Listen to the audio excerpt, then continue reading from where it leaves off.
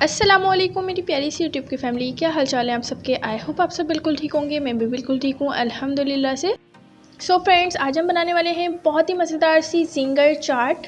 French fries ginger तो सबने ही खाए होंगे, लेकिन जिंगर चाट किसी ने नहीं खाई होगी, तो आपने ये रेसिपी ज़रूर ट्राई करनी है। बहुत ही मज़े की लगती है।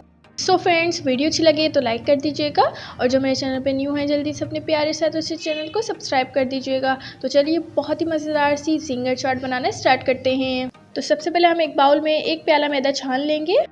अब हमने इसके अंदर शामिल कर देना है 1 टीस्पून लहसुन पेस्ट। अगर लहसुन का पाउडर हो तो आप पाउडर डाल लीजिए। 1 चुटकी ऑरेंज फूड कलर शामिल कर देंगे। 1 टेबलस्पून पिसी हुई लाल मिर्ची शामिल कर देंगे। 1 टीस्पून नमक। इन सब चीज़ों को हमने बहुत ही अच्छे से मिक्स कर लेना है। अब हमने इसके अंदर पानी शामिल करना है। पानी हमने थोड़ा थोड़ा करके शामिल करना है ताकि इसके अंदर गुठलियाँ ना बने।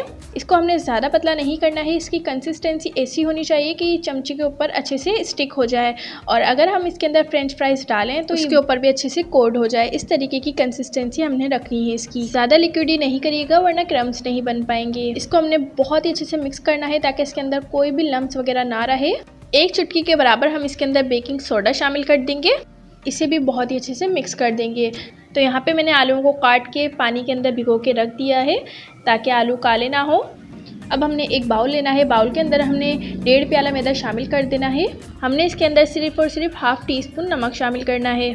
अब इसे बहुत ही अच्छे से मिक्स कर लें ताकि नमक और मैदा आपस में अच्छे से मिक्स हो जाना चाहिए। तो देखिए मिक्सचर जो है बिल्कुल इस तरीके का होना चाहिए कि हमने इसके अंदर आलू डाले हैं, तो देखिए बहुत ही अच्छे से इसके ऊपर आलू के ऊपर ये मिक्सचर बहुत ही अच्छे से कोट हो गया है। इस तरीके का मिक्सचर होना चाहिए। पहले आलूओं के ऊपर हम मिक्सचर कोट कर देंगे, फिर उसके बाद हमें सूखे मैदे के अंदर इस तरीके से क्रम्स बनाने हैं इसके हाथों की मदद से। एक हाथ से आप सूखे मैदे वाला काम करें। जो सूखा मैदा है आप उसके ऊपर डालेंगी, इस तरीके से क्रम्स बनाएंगी तो बहुत ही ज़बरदस्त बनेंगे। देखिए कितने ज़बरदस्त क्रम्स बने हैं। ध्यान रहे कि मिक्सचर के हाथ जो है गीले गीले वो सूखे मैदे के अंदर ना जाएं, तो मैदे में गुठलियाँ हो जाएंगी और मैदा बहुत ही ज़्यादा यूज़ होगा। तो आप इस तरीके से कर सकते हैं कि एक हाथ से आप मिक्सचर के अंदर से फ्रेंच फ्राइज़ को उठाएं और दूसरे हाथ से आप क्रम्स बनाएं। तो इस तरीके से मैदा भी ख़राब नहीं होगा और बहुत ही ज़बरदस्त क्रम्स बनेंगे। तो यहाँ पे मैंने ऑयल गर्म होने के लिए रख दिया था। लो टू मीडियम फ्लेम पे हम इसे फ्राई करेंगे। देखिए कितने ज़बरदस्त से क्रम्स बने हैं। सारे जिंगर फ्राइज़ डालने के बाद हम इसकी फ्लेम को लो कर देंगे ताकि जिंगर फ्राइज़ बहुत ही अच्छे से अंदर तक के पक जाए। दोनों साइड से उलटते पुलटते बहुत ही अच्छे से इसे फ्राई कर लेंगे।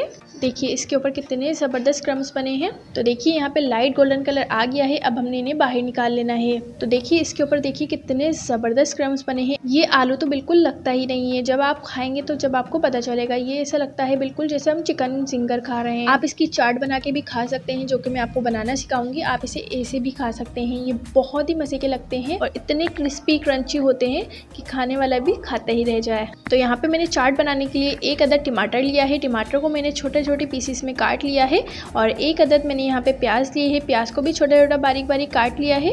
आधी शिमला मिर्च ली है, उसको भी बारीक बारीक काट लिया है। यहाँ पे हम चटनियों का इस्तेमाल करेंगे। मेरे पास यहाँ पे ग्रीन चिली सॉस है, आपके पास जो भी हो आप यूज़ कर सकते हैं।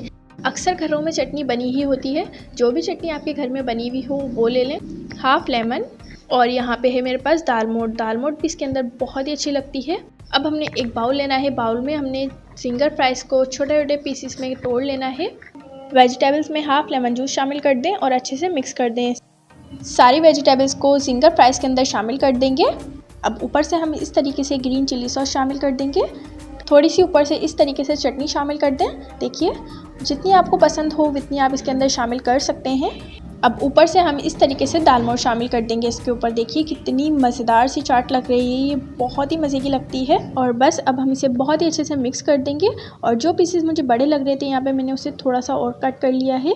बहुत ही मज़ेदार सी जिंगर चाट रेडी है। देखिए कितनी मज़ेदार लग रही है ये। जब कुछ चटपटा सा मज़ेदार सा खाने का दिल करे तो आप ये बना के ट्राई कर सकते हैं। ये बहुत ही मज़े की बनती है। सो फ्रेंड्स, वीडियो अच्छी लगी हो तो लाइक कर दीजिएगा, और जो मेरे चैनल पर न्यू है जल्दी से अपने प्यारे साथ उसे चैनल को सब्सक्राइब कर दीजिएगा और बेल आइकन ज़रूर दबा दीजिएगा ताकि मेरी आने वाली वीडियोस का नोटिफिकेशन आपके पास सबसे पहले पहुंच सके।